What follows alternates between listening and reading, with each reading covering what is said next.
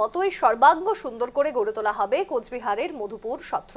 মধুপুর সত্রের উন্নয়ন প্রকল্পের জন্য রাজ্য সরকার বাজেটে ৩৫ কোটি টাকা বরাদ্দ করেছে। পশ্চিমবঙ্গ সরকারের সঙ্গে আলোচনা করে সত্রটির উন্নয়নে প্রয়োজনীয় উদ্যোগ নেওয়া হচ্ছে। বৃহস্পতিবারে ফেসবুক লাইভে এই ঘোষণা করেন অসমের মুখ্যমন্ত্রী ডক্টর হিমন্ত বিশ্ব শর্মা।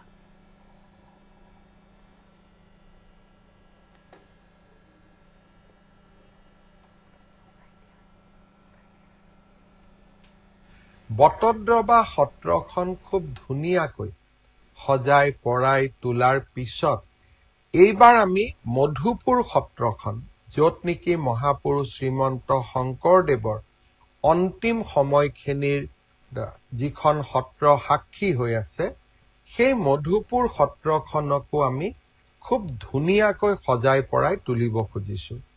এই সত্ৰখন কোচবিহাৰত আছে, পশ্চিমবংগত আছে। পশ্চিমবংগ চৰকাৰৰ সৈতে কথা পাতি এই সত্ৰখন আমি সুন্দৰ কৰি সজাই তোলাৰ বাবে আমি প্ৰয়াস আৰু প্ৰচেষ্টা হাতত লৈছোঁ আৰু এইবাৰ বাজেটতো তাৰ বাবে আমি ৩৫ কোটি টকাৰ অনুমোদন দিছোঁ।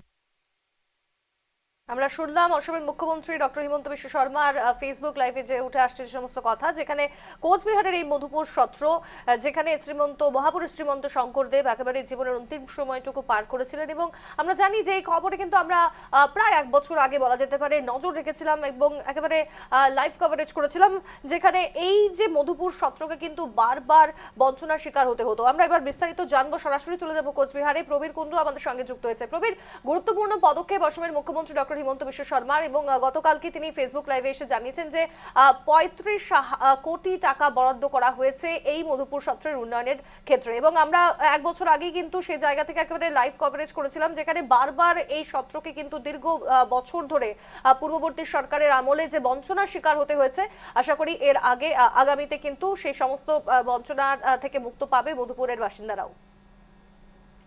একেবারে দেখো, এখন কিন্তু খুব সহজ হয়ে গেছে, কারণ বাংলাতেও বিজেপির সরকারই রয়েছে। এবং আজকের যে দিন অসম সরকার যে ঘোষণা করেছে, সেটা কিন্তু খুব ভক্তদের কাছে একটা বিরাট আনন্দের দিন।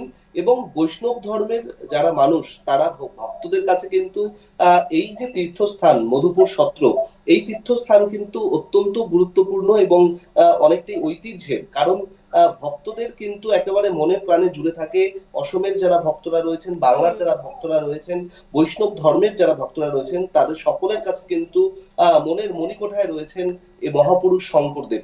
এবং শঙ্করদেবের সমাধিস্থল এই মধুপুর সত্র মন্দির। এবং তোমাকে জানিয়ে রাখি যে এই মধুপুর মন্দিরেই কিন্তু জীবনের শেষ সময় কাটিয়েছেন শঙ্করদেব, যিনি একসময় কোচবিহারের মহারাজা নরনারায়ণের আমন্ত্রণে সাড়া দিয়ে অসম থেকে শঙ্করদেব এসেছিলেন। তিনি বৈষ্ণব ধর্মের তিনি প্রচার করেছিলেন, বৈষ্ণব ধর্ম নিয়ে তিনি তার বিস্তারিত শিষ্যদের সঙ্গে আলোচনা করেছিলেন।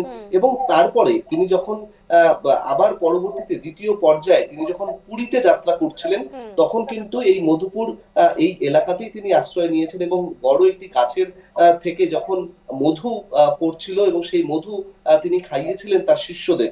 এবং সেই থেকে কিন্তু এই নামকরণ, এই গ্রাম, যে গ্রামের নাম ছিল চন্দনচৌড়া, সেই গ্রামটির নাম কিন্তু হয়েছে মধুপুর। এবং সেই নামকরণ হওয়ার পর পরবর্তীতে কিন্তু এই সমাধিস্থল এখানেই রয়েছে শঙ্করদেবের। এবং সে কারণেই এই সমাধিস্থলকে ঘিরে পর্যটনকে বিরাট একটা সুযোগ রয়েছে। প্রচুর অসম থেকে পর্যটকরা প্রতি সারা বছর এখানে আসেন, এবং এটা কিন্তু খুব আনন্দের দিন। ভক্তরা কিন্তু ভীষণ খুশি এই ঘোষণা। একদম ধন্যবাদ জানাচ্ছি তোমায় এই মুহূর্তে। যেহেতু আপনারা শুনলেন যে আমরা জানি যে এই যে মহারাজা নরনারায়ণ, যেখানে তারই আমন্ত্রণে এসেছিলেন শ্রীমন্ত শঙ্করদেব, এবং সেক্ষেত্রে দাঁড়িয়ে কিন্তু এই মধুপুর সত্র হচ্ছে শ্রীমন্ত শঙ্করদেবের সমাধিস্থল, এবং জীবনের অন্তিম সময়টুকু তিনি পার করেছিলেন এই সত্রেই, এবং যেখানে বৈষ্ণব ধর্ম নিয়ে আলোচনা করেছিলেন তিনি সকলের সঙ্গে। এবং এই মধুপুর সত্রে কিন্তু এখনো অসমীয়া সমাজ হোক, বৈষ্ণব ধর্মাবলম্বী সকলেরাই যান, এবং এই যে তাদের বৈষ্ণব ধর্মাবলম্বীদের মণিকোঠায় রয়েছে এই মধুপুর সত্র।